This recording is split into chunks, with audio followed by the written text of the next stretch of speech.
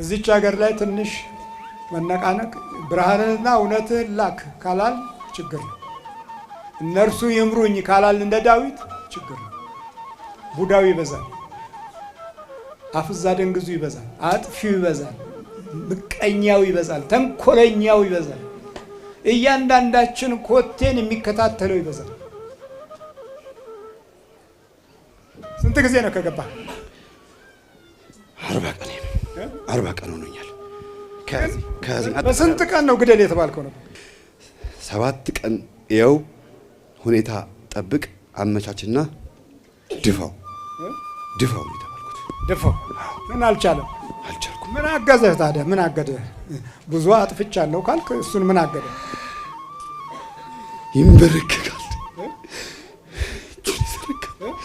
እጁን ይዘረጋል፣ ይንበረከካል።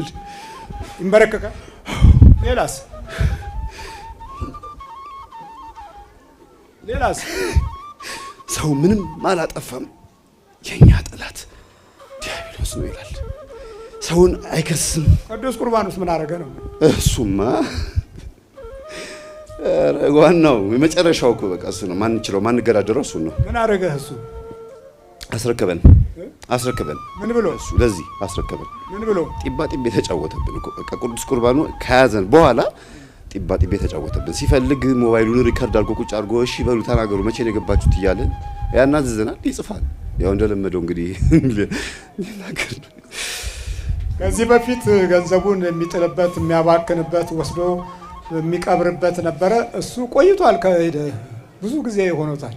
አሁን በደንብ መነቃነቅ ሲጀምር ምስክርነቱን በጣም ሲያበረታ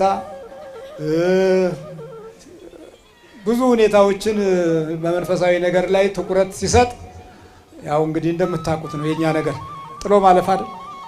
በል ተዘጋጅ። ስንት ናችሁ ጠቅላላ?